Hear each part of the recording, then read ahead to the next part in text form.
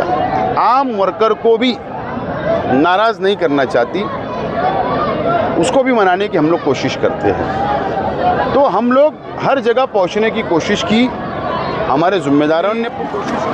Ward number 6, नया ward number 6 की इलेक्शनी meeting थी, जहां मेरा अपना खुद मकान है। शेख रशीद साहब ने यहां से सियासी शुरुआत की। 1985 में पहली मर्तबा शेख रशीद साहब यहाँ से कांग्रेस पार्टी से काउंसिलर बने और 1985 से लेकर आज तक इस वार्ड में दूसरी पार्टी के कॉरपोरेटर नहीं चुनकर आए, काउंसिलर नहीं चुनकर आए। उसी वार्ड के अंदर, जिस वार्ड में मैं रहता हूँ, मेरा मकान है, यह हमारा अपना परिवार है इस वार्ड। और यहाँ पर इलेक्शनी मीटिंग हमने ली। 4 उम्मीदवार जो हमने डिक्लेयर किया है पार्टी ने, पार्लियामेंट्री बोर्ड ने, आज उनकी पहली इलेक्शनी मीटिंग हमने ली। और हमारे वार्ड के आवाम को, यहाँ के ज़िम्मेदारान को हमने ये जिम्मेदारी सौंपी है, ख़ास तौर पर मैंने, कि ये वार्ड को आप संभालो, यहाँ का इलेक्शन आप लड़िए और चारों उम्मीदवार को कामयाब करें। और मालेगांव शहर में ये मिसाली वार्ड है। शहर की आवाम में जब बातें होती है सियासी, या कौन सा वार्ड सबसे बेहतर है, तो यहाँ की मिसाल दी जाती है। ये वैसा वार्ड है और ये वार्ड को और डेवलप करने का वादा मैंने आज की मीटिंग में हमारे अपने वार्ड से की आवाम से किया हूँ। सर, बगावत का जो शुरुआत है आपकी पार्टी में, पार्टी कभी ख़त्म नहीं होती, पार्टी के कार्यकर्ता कभी ख़त्म नहीं होते।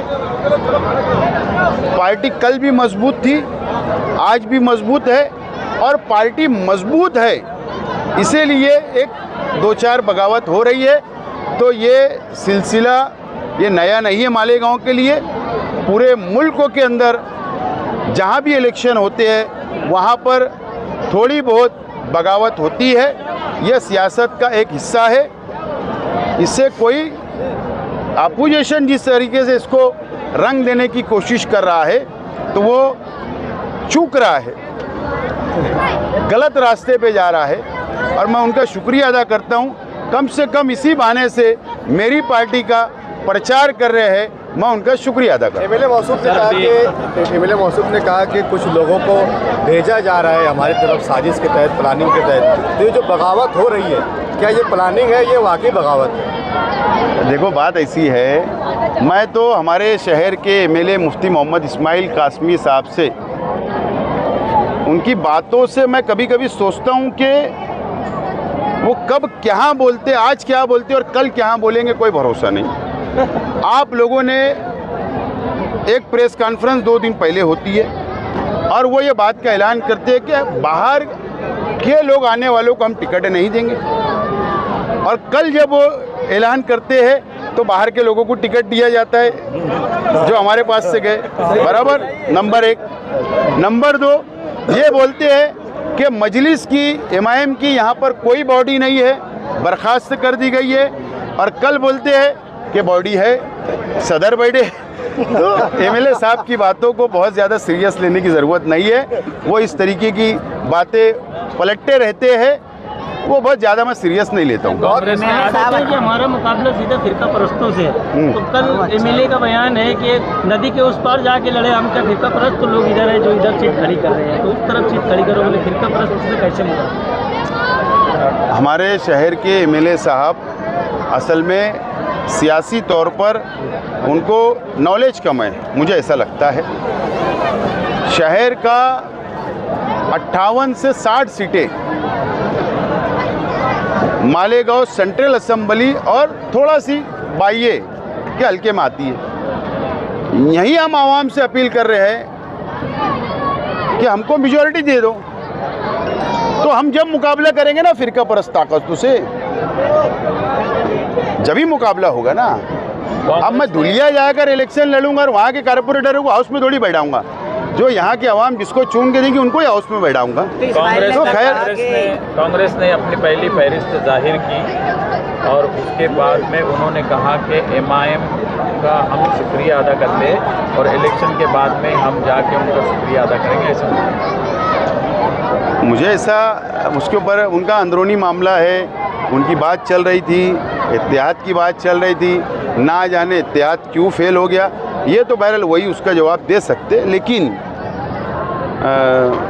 मुझे लगता है कांग्रेस पार्टी को ख़त्म करने के अंदर आज की कांग्रेस पार्टी के अंदर जो ओहदेदारान हैं ये उसके ज़िम्मेदार है, जो आज के इस तरीके का बयान दिया गया। मुफ्ती इस्माइल ने, और ऐसे लोग जब भी रहेंगे तो और कांग्रेस पार्टी यहाँ ज़ीरो हो जाएगी। मुफ्ती इस्माइल ने कहा कि हम अच्छाई बुराई पर चुनाव लड़ेंगे। आप किस मुद्दे को लेकर? वेलकम। अगर शहर के एमएलए साहब अच्छाई और बुराई पे इलेक्शन लड़ना चाहते हैं तो हमारे तरफ से स्वागत, वेलकम। और क्या बोले, तैयारी हमारी। 2 दिन बचा है, दिखते भी नहीं आज तक। 2 दिन बचा है, अभी भी कुछ इलाकों में उम्मीदवारों की लिस्ट जारी है, कशमकश है, आवाम मतलब अभी भी कंफ्यूज है, उस पर मतलब कब खुलासा हो जाए? पार्लियामेंट्री बोर्ड जो होता है वो पूरे शहर का सर्वे करता है, ग्राउंड रिपोर्ट लेता है, ज़मीनी हकीकत क्या है, आवाम क्या चाह रही है, उसका पूरा सर्वे आने के बाद ही रिपोर्ट दी जाती है और उसके बाद कैंडिडेट डिक्लेयर किए जाते हैं। ये और पार्लियामेंट्री बोर्ड में मैं नहीं हूँ, पार्लियामेंट्री बोर्ड के अंदर से मैं बाहर हूँ, वही फैसला कर रहे हैं और वही ऐलान कर रहे हैं।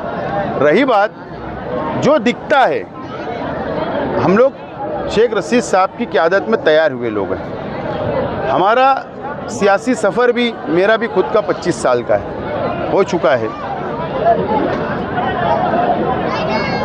ताम झाम जो दिखता है उस पर नहीं जाते हुए ताम झाम के पीछे ज़मीन की हकीकत क्या है हम उस पर स्टडी कर रहे हैं, आवाम की राय जान रहे हैं और टिकट फाइनल हो रहे। इंशाअल्लाह एबी फॉर्म देने का जो वक्त होता है वो वक्त नॉमिनेशन का जब वक्त ख़त्म होता है उसके 1 मिनट पहले भी दिया जा सकता है। जब तक हो सकता है उम्मीदवार डिक्लेयर हो ना हो। बहरहाल कोशिश हमारी है कि कल या परसों में तमाम ये मामला जो है हल हो जाए। कुछ बड़े चेहरे भी नाराज़ हो। मैंने कहा ना, पार्टी कभी कमज़ोर नहीं होती, पार्टी का कार्यकर्ता मजबूत है, पार्टी के ज़िम्मेदार मजबूत है, पार्टी मजबूत है और अगर कोई नाराज़ होता है तो उससे पार्टी कमज़ोर नहीं होती। क्या आप उनको मनाने की कोशिश करेंगे? मनाने की कोशिश करेंगे आपको जो जिम्मेदार नाराज़ हो गए? ऐसा है कि ये बातें बाहर बोलना मुनासिब नहीं है।